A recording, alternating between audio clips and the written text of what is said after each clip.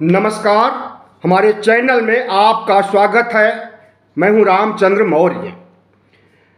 साथियों, बहुजन समाज पार्टी प्रमुख मायावती ने आज अपने भतीजे आकाश आनंद को पार्टी का उत्तराधिकारी बना दिया। इसके पहले 2019 में अपने भाई आनंद कुमार को पार्टी का उपाध्यक्ष नियुक्त किया था। आज जब उन्होंने उत्तराधिकारी के रूप में आकाश आनंद का चयन किया तो उस समय उन्होंने कहा कि युवा चेहरा है, जोश से भरा है और पार्टी को आगे ले जाने में, पार्टी को एक राष्ट्रीय पार्टी के रूप में पूरे भारत में विकसित करने का काम करेगा। पार्टी अध्यक्ष मायावती के बारे में कहा जा रहा है कि क्या मायावती युग का अंत हो गया? क्या मायावती दलित राजनीति से संन्यास लेने जा रही हैं? क्या मायावती भारतीय जनता पार्टी की बी टीम के रूप में पार्टी को कमज़ोर कर रही हैं? क्या मायावती पार्टी के कार्यों से मुक्त होकर के भतीजे को पार्टी का प्रमुख बना देने के बाद full time Bharatiya Janata party के लिए काम करेंगी? और दूसरी बात, उन्होंने न सिर्फ आकाश आनंद को उत्तराधिकारी बनाया बल्कि पार्टी का मुस्लिम चेहरा दानिश अली, जो अमरोहा से एमपी थे, उन्हें बाहर का रास्ता दिखाया। सवाल उठता है कि मुस्लिम वोट क्या भी खिसक जाएगा? जिस तरह से कि दलित वोट 2022 के चुनाव में खिसक गया था और जो कुछ बचा खुचा मुस्लिम वोट था वो भी दानिश अली के साथ चला जाएगा।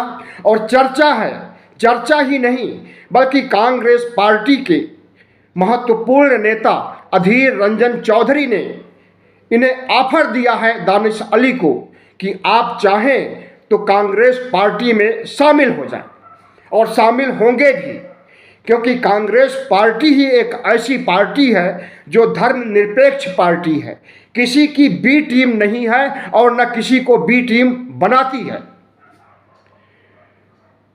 तो सवाल उठता है कि जब मायावती ने आज इतना बड़ा परिवर्तन किया और पार्टी पर अब सिर्फ 3 लोगों का अधिकार रहेगा, मायावती का, उनके भाई उपाध्यक्ष जो हैं आनंद कुमार का और भतीजे आकाश आनंद का, पार्टी में प्रजातंत्र एक तरह से खत्म हो गया। पार्टी में आकाश आनंद से ज़्यादा अनुभवी नेता मौजूद हैं, इसके बावजूद आकाश आनंद का चयन क्यों किया गया, यह सवाल उठेगा। और दूसरा सवाल यह उठेगा कि अब भारतीय जनता पार्टी की तरह कांग्रेस की आलोचना वंशवाद के आधार पर मायावती नहीं कर सकेंगी, क्योंकि मायावती खुद वंशवाद को बढ़ावा दे रही हैं। 2019 में भाई को पार्टी का उपाध्यक्ष बना करके और आज पार्टी का उत्तराधिकारी आकाश आनंद को बना करके। ऐसे में सवाल उठता है कि भारतीय जनता पार्टी जिस तरह से एक कठपुतली की तरह मायावती का इस्तेमाल कर रही है, उसके इशारे पर मायावती पार्टी से संबंधित निर्णय लेती जा रही हैं। और भारतीय जनता पार्टी नहीं चाहती है कि दलित वोट मायावती को मिले, मुस्लिम वोट मायावती को मिले, बल्कि वह दलित वोट और मुस्लिम वोट को अपनी पार्टी में, भारतीय जनता पार्टी की में शामिल करने के लिए सारी नौटंकी कर रही है। अमित शाह के आदेश पर क्या दानिश अली को बाहर का रास्ता दिखाया गया? क्या अमित शाह के आदेश पर भतीजे को उत्तराधिकारी बनाया गया? और यदि उत्तराधिकारी वो बना है तो पूरी कमान उसके हाथ में नहीं दी गई है। कहा जा रहा है कि उत्तराखंड और हिमाचल मायावती खुद देखेंगी, बाकी उत्तर प्रदेश और दूसरे प्रदेश को आकाश आनंद संभालेंगे। ऐसे में सवाल उठता है कि मायावती क्या पार्टी को सशक्त कर रही हैं या फिर पार्टी को पतन के रास्ते पर ले जा रही हैं। हमें तो लगता है कि भारतीय जनता पार्टी के दबाव में पार्टी को पतन के रास्ते पर ले जा रही है। जो आरोप कांग्रेस पर हमेशा से लगता रहा है, आज भी लगता है, आगे भी लगेगा, वंशवाद का आरोप, परिवारवाद का आरोप, उसी ढर्रे पर अगर मायावती चल रही हैं और पार्टी के दूसरे कद्दावर नेताओं को नज़रअंदाज कर रही हैं, तो क्या इसका हश्र होगा? यह तो समय बताएगा। लेकिन इतना अवश्य है कि अगर 2022 में के पहले 2021 में या 2020 में पार्टी की कमान आकाश आनंद को सौंप दी गई होती तो 2022 की बड़ी हार के बाद उन्हें बाहर का रास्ता दिखाया जाता और पार्टी पर पूरा अधिकार मायावती खुद अपना रखती। लेकिन सौभाग्य से कहिए या दुर्भाग्य से कहिए कि उस समय पार्टी का उत्तराधिकारी इन्हें नहीं नियुक्त किया गया था। और आज की तिथि में अगर 2024 के चुनाव के ठीक पहले अपना उत्तराधिकारी नियुक्त कर रही हैं और 2024 में भारतीय जनता पार्टी की संयोगवश, दुर्भाग्यवश अगर बड़ी हार होती है, तो क्या आकाश आनंद को उत्तराधिकारी पद से हटाया जाएगा? सवाल बहुत से हैं, लेकिन जो ज़्यादा जरूरी सवाल है वो ये है कि मायावती क्या अपने पैरों पर कुल्हाड़ी मार रही हैं? क्या बहुजन समाज पार्टी की राजनीति, दलित राजनीति के सामने प्रश्न चिन्ह खड़ा कर रही हैं? क्या मायावती अब दलितों की मसीहा नहीं रह गई हैं या मानती ही नहीं है? क्या ओबीसी वर्ग का एक बड़ा वोट तबका जो उनके साथ था वह भी खिसक जाएगा? मुस्लिम वोट तो जाएंगे ही, लेकिन ओबीसी वोट जाने का भी खतरा मंडरा रहा, क्योंकि मायावती ने कभी भी ओबीसी जनगणना की बात, ओबीसी हक अधिकार की बात नहीं किया है। ओबीसी की तो बात दूर, उन्होंने दलित और आदिवासी समाज के लिए भी बातचीत नहीं किया और उसके लिए कोई लड़ाई नहीं लड़ी। जिस तरह से अखिलेश यादव ओबीसी वर्ग का साथ दे रहे हैं और ओबीसी समाज में कोई दुर्घटना होती है, कोई हत्या होती है, कोई बलात्कार होता है या कोई भी अन्य गतिविधियां होती हैं तो वहां पहुंचते हैं, लेकिन मायावती किसी दलित समुदाय की महिला से अगर बलात्कार होता है, किसी दलित समाज के व्यक्ति की हत्या होती है तो उस पर आवाज नहीं उठाती है, पहले उठाया करती थी। तो मायावती को चाहिए कि पार्टी के संगठन को जैसे था वैसे ही रहने देना चाहिए थे। एक सवाल और कि मायावती अगर अपने भतीजे को उत्तराधिकारी बना दी हैं तो क्या अब खुद कोई निर्णय नहीं लेंगी? क्या उनका भतीजा ही हर निर्णय लेगा और उनके भतीजे का निर्णय पार्टी को मान्य होगा, मायावती को मान्य होगा? हमें तो ऐसा नहीं लगता है। हमें लगता है कि भतीजे के कंधे पर बंदूक रख करके मायावती बंदूक चलाना चाहती हैं, निशाना साधना चाहती हैं, दिखाने के लिए भारतीय जनता पार्टी के ऊपर निशाना, दिखाने के लिए कांग्रेस के ऊपर निशाना और वास्तविक रूप से अखिलेश यादव के ऊपर निशाना। भारतीय जनता पार्टी के बारे में सबको पता है कि वह जिस पार्टी को बी टीम बना लेती है उस पार्टी को खत्म करके ही दम लेती है। नीतीश कुमार को भी खत्म करना चाहती थी जब उनकी सरकार भारतीय जनता पार्टी के समर्थन से बिहार में चल रही थी, तो नीतीश कुमार के विधायकों को तोड़ने का काम शुरू कर दिया था अमित शाह ने। और जब इसकी भनक लगी नीतीश कुमार को तो उन्होंने भारतीय जनता पार्टी और एनडीए का साथ छोड़ करके लालू यादव का साथ पकड़ लिया और राष्ट्रीय जनता दल के साथ सरकार बना लिया। वही कुदृष्टि अगर आज अमित शाह की बहुजन समाज पार्टी पर पड़ी है तो मायावती को नीतीश कुमार से प्रेरणा लेनी चाहिए कि उन्होंने किस तरह से उनका मुकाबला किया और किस तरह से आज वो अच्छी स्थिति में है और भारतीय जनता पार्टी के षड्यंत्र का शिकार नहीं हुए। लेकिन मायावती क्या चाहती हैं कि अमित शाह के षड्यंत्र का शिकार हों, अमित शाह के साजिश का शिकार हों। अगर ऐसा चाहती हैं तो शायद ये दलित राजनीति के लिए बहुत बड़ा खतरा है, बहुत बड़ा दुर्भाग्य है। अगर मायावती लंबे समय तक बी टीम के रूप में काम किया, भारतीय जनता पार्टी की बी टीम के रूप में, और इधर चुनाव खत्म होने के बाद उन्होंने जिस तरह से प्रधानमंत्री नरेंद्र मोदी को घेरा और प्रधानमंत्री नरेंद्र मोदी पर ईवीएम से लेकर के तमाम तरह के आरोप लगाए, और उसके बाद आज अभी बहुत दिन नहीं हुआ चुनाव खत्म हुए, एक हफ्ते ही हुए हैं, और एक हफ्ते में ही उनका रुख बदल गया और अब पार्टी के संगठन को मजबूत कर रही हैं या कमजोर कर रही हैं, यह तो समय बताएगा। लेकिन मायावती को चाहिए कि कांग्रेस से वार्ता जारी रखें। अगर चाहे, क्योंकि भारतीय जनता पार्टी बसपा को खत्म कर देगी और कांग्रेस नहीं चाहेगी कि खत्म हो। कांग्रेस अपनी सहयोगी पार्टी के रूप में, इंडिया के घटक दल के रूप में मायावती का स्वागत कर रही है, क्योंकि मायावती का जनाधार है उत्तर प्रदेश में अखिलेश के बाद, या अखिलेश से ज़्यादा, क्योंकि पिछले लोकसभा 2019 के चुनाव में मायावती को 10 सीट मिली हैं, अखिलेश यादव को 5 सीट मिली है। तो इससे तो यही माना जाएगा कि अखिलेश यादव से कहीं ज़्यादा मायावती का जनाधार है लोकसभा चुनाव के मद्देनजर। तो भारतीय जनता पार्टी की बात अगर मानेगी तो वो इनकी पार्टी को ख़त्म कर देगी। कभी कहेगी कि मुस्लिम चेहरे को अलग कीजिए, और मुस्लिम चेहरे को अलग करने के लिए मायावती को क्यों राजी किया, इसकी भी वजह है।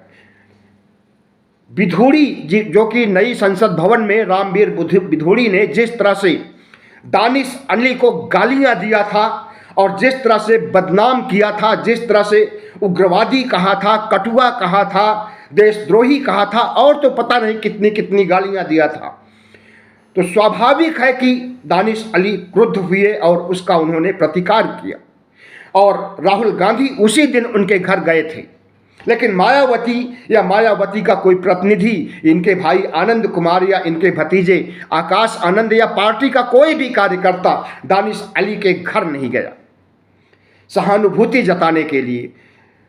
राहुल गांधी ने जाकर के सहानुभूति जताया, और उसके बाद भारतीय जनता पार्टी को लगा कि मुस्लिम वोट साधने के लिए कांग्रेस के राहुल गांधी अगर दानिश अली के घर जा सकते हैं, और दानिश अली जिस तरह से रामवीर विधूड़ी के बयानों या उनकी गालियों की अभी तक भर्त्सना कर रहा है, रामवीर विधूड़ी सहित भारतीय जनता पार्टी की भर्त्सना कर रहा है, इससे पार्टी को बड़ा नुकसान हो सकता है। इसलिए दानिश अली को सबक सिखाने के लिए अमित शाह ने मायावती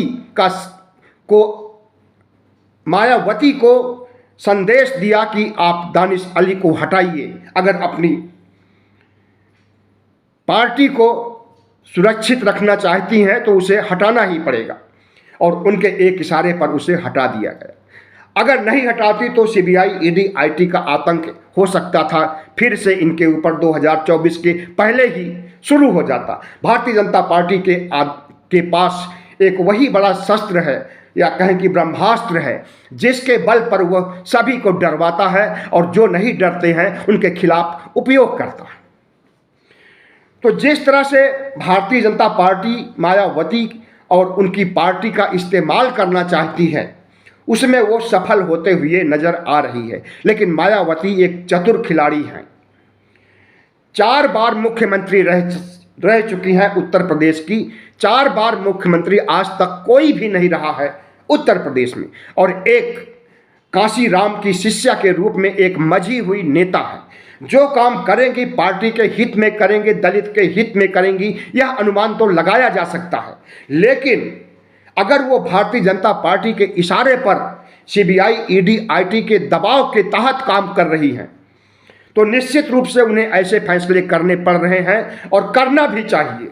लेकिन जिस दिन केंद्रीय चुनाव आयोग की चुनाव आचार संहिता लागू हो जाए लोकसभा चुनाव के मद्देनजर, उस दिन मायावती को इंडिया में आ जाना चाहिए, क्योंकि चुनाव आचार संहिता लागू होने के बाद इनके ऊपर सीबीआई ईडी आईटी का फंदा नहीं कस सकेगा।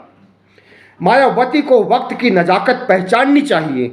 आज अगर वो भारतीय जनता पार्टी के इशारे पर पार्टी की नीतियां बदल रही हैं, पार्टी के संगठन को बदल रही हैं और पार्टी के ऊपर वंशवाद का आरोप लगने या लगाए जाने का डर भी इन्हें नहीं सता रहा है, तो ऐसे में सिर्फ और सिर्फ यही माना जाएगा कि भतीजे को पार्टी प्रमुख बनाने और दानिश अली को निकालने के लिए अमित शाह जिम्मेदार हैं, मायावती नहीं जिम्मेदार हैं। लेकिन अमित शाह चुनाव आचार संहिता लागू होने के बाद जिम्मेदार नहीं हो पाएंगे, तब सीबीआई ईडी आईटी से मायावती मुक्त हो जाएंगी। उस समय इन्हें इंडिया में शामिल हो जाना चाहिए और जान लीजिए कि अगली सरकार जो बनने वाली है वो बीजेपी की नहीं बनेगी। साम दाम दंड भेद, राम मंदिर, हिंदू मुस्लिम, जितना भी करना हो कर लें, लेकिन जिस तरह से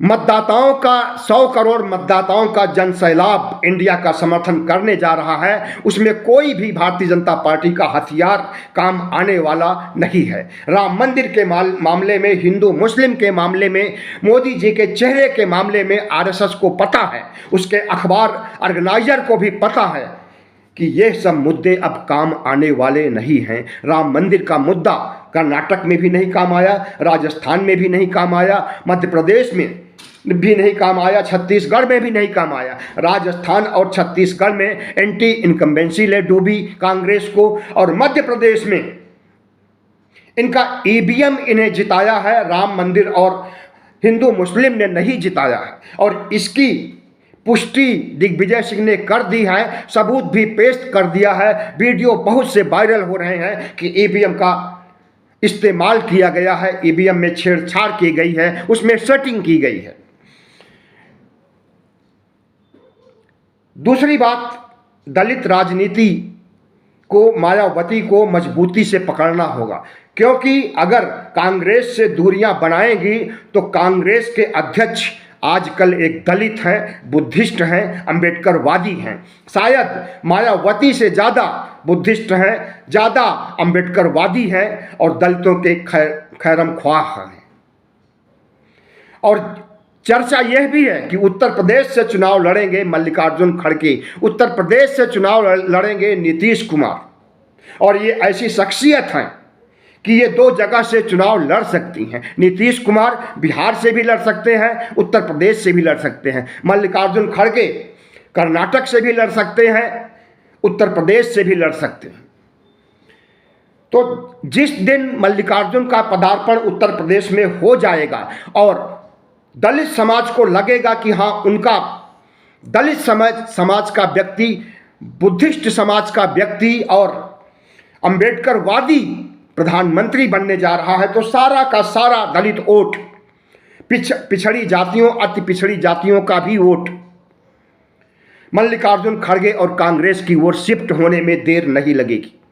आजकल मतदाता यह देखते हैं कि अगर वो जो वोट दे रहे हैं उसके आधार पर कोई प्रधानमंत्री बनता है तो उनका वोट प्रधानमंत्री बनने के लिए जाएगा, और फिर मायावती की क्या स्थिति होगी सहज ही अंदाजा लगाया जा सकता है। 2022 के चुनाव में उत्तर प्रदेश में मायावती की क्या स्थिति हुई है, और जिस तरह से मायावती लगातार अपने पैरों पर कुल्हाड़ियां मारती जा रही हैं, 2024 में बसपा का क्या हश्र होने वाला है, इसे का भी अनुमान अभी से लगाया जा सकता है। लेकिन अभी समय है मायावती के साथ कि वो भारतीय जनता पार्टी की बी टीम के रूप में काम करना बंद कर दें, अमित शाह के इशारे पर काम करना बंद कर दें, आरएसएस के इशारे पर काम करना बंद कर दें, ब्राह्मणों के इशारे पर काम करना बंद कर दें, हर हर महादेव का नारा लगाना बंद कर दें और फिर से अंबेडकरवादी बन जाएं, बुद्धिस्ट बन जाएं और इंडिया में शामिल हो जाएं। इसी में इनकी भलाई है, और तभी इनकी पार्टी बचेगी और तभी इनका संगठन बचेगा, और तभी दलित राजनीति की दशा और दिशा सुनिश्चित कर सकती हैं मायावती। आज जरूरी है कि मायावती अपने विवेक से काम करें, कोई ऐसा काम ना करें जिससे कि उनके ऊपर वंशवाद का आरोप लगे, कोई ऐसा काम ना करें जिससे कि पिछड़ी जातियों का नेता या बड़ा नेता कद्दावर नेता वो नहीं है। पिछड़ी जातियों के साथ खास करके अति पिछड़ी जातियां जो हैं उनके ऊपर इनकी दृष्टि होनी चाहिए और उनसे मिलना जुलना, उनके सुख दुख में भागीदार बनना चाहिए अखिलेश यादव की तरह। तभी मायावती का जनाधार बच सकेगा, वरना जिस रास्ते पर मायावती चल रही हैं इससे न सिर्फ पार्टी ही खत्म होगी बल्कि इनकी दलित राजनीति पर भी प्रश्न चिन्ह लग जाएगा। आपने देखा होगा कि तेलंगाना में केसीआर की बुरी तरह से हार हुई है, बीआरएस की बुरी तरह से हार हुई है। उसने भी वंशवाद को बढ़ावा दिया था। केसीआर ने अपने बेटे को आगे कर दिया चुनाव प्रचार करने के लिए और चुनाव के संगठन की सारी जिम्मेदारी बेटे पर डाल दी, बेटे को प्राथमिकता दिया। पार्टी के बड़े नेताओं को नहीं साथ लिया बल्कि बेटे के ऊपर भार झोंक दिया चुनाव प्रचार से लेकर के पार्टी की रणनीति तय करने के लिए। और हश्र क्या हुआ, अपरिपक्वता दिखाया उनके बेटे ने।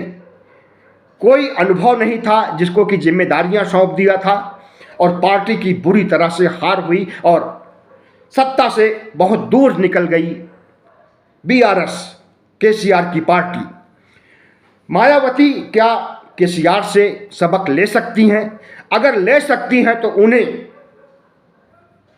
जो निर्णय ले रही हैं पार्टी का उत्तराधिकारी बना रही हैं एक ऐसे शख्स को जिसे कि राजनीतिक अनुभव शून्य है, जिसे कि दलित समाज पूरा अच्छी तरह से उनका नाम भी नहीं सुना होगा, जानता होगा, जो बिल्कुल युवा चेहरा है। उसे तो अभी पार्टी के कैडर में एक कार्यकर्ता के रूप में काम करना चाहिए था, लेकिन नहीं। अगर उसे मायावती ने अहमियत दिया है तो निश्चित रूप से केसीआर जैसा हाल होने वाला है और भारतीय जनता पार्टी को जो 10 सीटें 2019 में आई हैं वो भी घट करके 1-2 पर हो जाएंगी या हो सकता है कि बिल्कुल खत्म हो जाए। इसलिए मायावती को कांग्रेस से नज़दीकियां बढ़ानी चाहिए और चुनाव आचार संहिता मार्च में लागू होगी। जब चुनाव आचार संहिता लागू हो जाए तो उस समय कांग्रेस के साथ इंडिया में आ जाना चाहिए और इंडिया का जम कर करके प्रचार करना चाहिए और भारतीय जनता पार्टी आरएसएस की गलतियों को, इनके देश बेचने की प्रवृत्ति को, इनकी लोकतंत्र के खिलाफ काम करने की प्रवृत्ति को, संविधान की को खत्म करने की प्रवृत्ति को, हिंदू राष्ट्र बनाने के संकल्प को उजागर किया जाए दलित समाज में, बहुजन समाज में और पूरे देश की जनता में, ताकि भारतीय जनता पार्टी जो अपने को दुनिया की सबसे बड़ी पार्टी कहती है 2024 के बाद वो भारत की भी बड़ी पार्टी न रहने पाए, इसके बारे में मायावती को सोचना चाहिए। बहुत बहुत धन्यवाद। हमारे चैनल को सब्सक्राइब कीजिएगा, लाइक कीजिएगा और शेयर कीजिएगा।